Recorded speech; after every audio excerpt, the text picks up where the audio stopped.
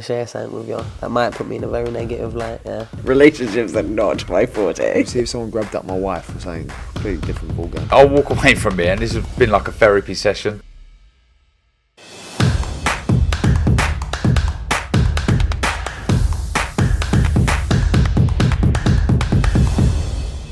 This is Omar Ahmed for IFL TV, proudly sponsored by Last. We're at the Emirates. Happy belated birthday, Frank. Here we go. Thank you. Cake. What's that, the 50th? It's actually the 50th anniversary of my 21st. Nicely put, nicely put. Happy with the result tonight, Frank? Very much so. 4 goals in the bag, and I really do fancy we're going to win the title now. I'm sure you're also happy with what happened on Sunday with Tommy Fury. Yeah, he done extremely well. Fancy him to win the fight, and he delivered. Yeah, let's talk about it. What did you make of the whole build-up, the promotion itself? Happy with that? Well, it's a good promotion. I mean, people, knew what they were buying into.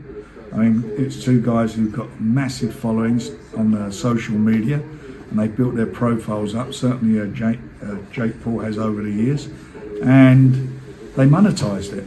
Everyone knew it was an 8-round fight. Not a world title fight or whatever, but they did what they had to do and made a truckload of money. And good luck to them. Obviously, Jake Paul does divide opinion in the boxing world. How would you assess him as a promoter and to deal with him?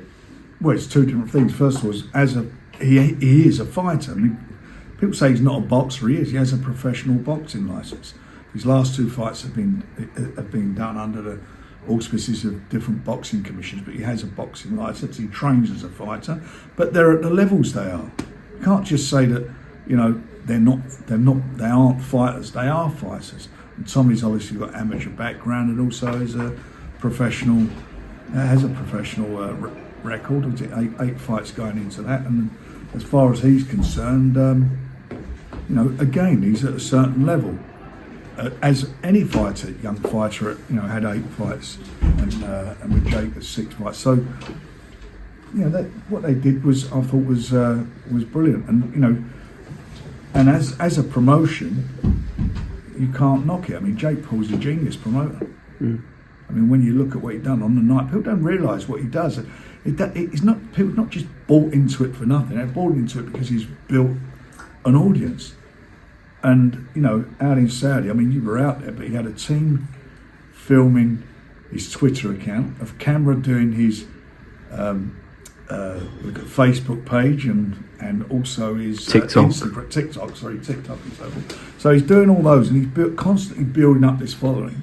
And they obviously like what they see with him, and they bought into it. The same as Tommy's got a big following after doing that Love Island thing.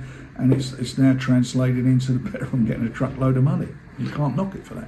Talking about TikTok, your one's flying. Not your personal one, but... Oh, I don't know what he's talking about. I was about to build up.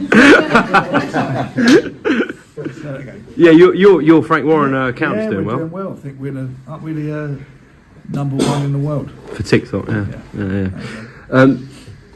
Obviously, Saudi's involved, MVP, ESPN, yourselves, BT, a lot of people involved. But were you surprised at the magnitude of the fight still?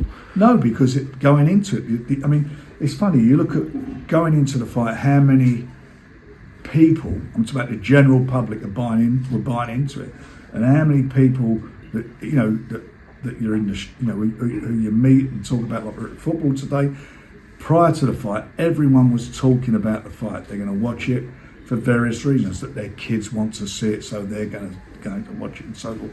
And it built up a massive audience. And when you think the night before in the UK, you've got Mayweather in with another reality TV star, and that just bombed, didn't it? It was empty, there was no one there at all. And yet, he's been great as well as a promoter over the years. Floyd, he's sold out and made truckloads of money. But these guys, and certainly Jake, Jake done with his following, and with Tommy, they overtook it. What about the actual fight itself? How would you assess that? It was a competitive fight. I mean, there weren't Tommy won it. For me, won it. I said he'd win the fight, and he did it. And it was a competitive fight while it lasted. I didn't like the referee. I thought the referee was a pain in the arse, because it seemed like he was making himself more important than the fighters. But it delivered for him. It delivered what people were buying. Is what it delivered. You cannot complain about boxers earning money in a dangerous sport. You can't. No one forces anyone to buy a ticket or to watch it on pay-per-view. It's people's free will that does it, and I know it upsets some fighters, and a lot should be learnt from it. You know, it's very important now for not just boxers, I suppose, all sportsmen, but certainly boxers, to work on their social media and build up their followings, because that's the world we live in now. It was a split decision. Were you surprised by that? Yeah, I thought he won it. I thought Tommy won it. Well, he did win it, but I mean, I didn't think it should have been a split. What were your thoughts when he got dropped in the 8th? Well, he did get caught with a shot. I mean, it wasn't a slip. He got caught square on with the jab, and he went over. And all I always thought is looking at the points. Obviously, it becomes a 10-8 round. But he come through it and got up and done what he had to do. That's a natural rematch, isn't it? People are buying into it again, no doubt about that. Okay. In terms of Tommy Fury, though, as his promoter, is this the route you believe he'll take, i.e. Jake Paul rematch, KSI, rather than your traditional boxing route? Well, I don't know where, they've probably got the boxing. He's not at the level of, he's not quite a level of fight for a British title now, yet.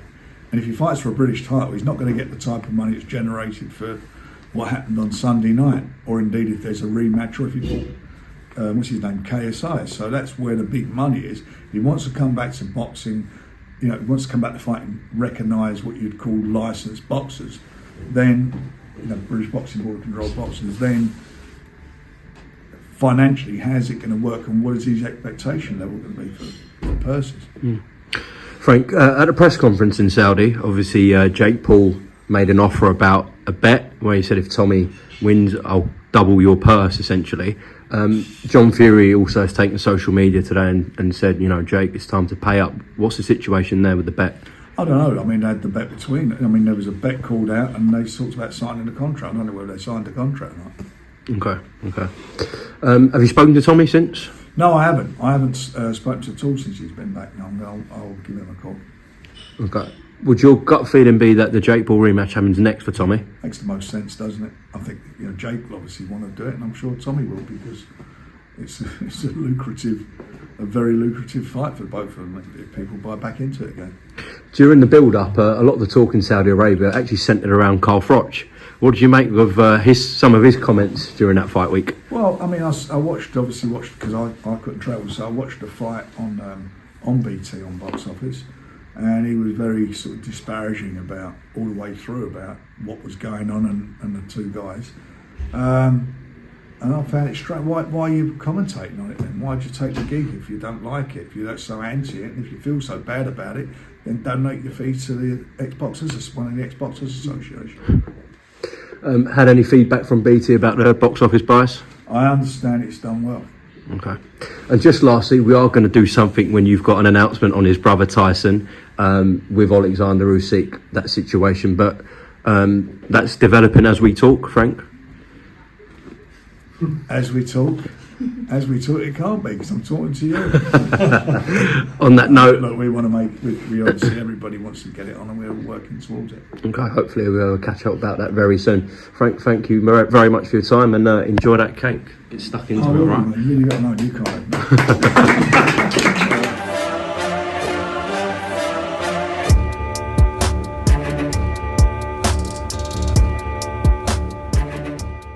I'm going to share something with you. That might put me in a very negative light, yeah. Relationships are not my forte. See if someone grabbed up my wife or something, completely different ballgame. I'll walk away from it, and this has been like a therapy session.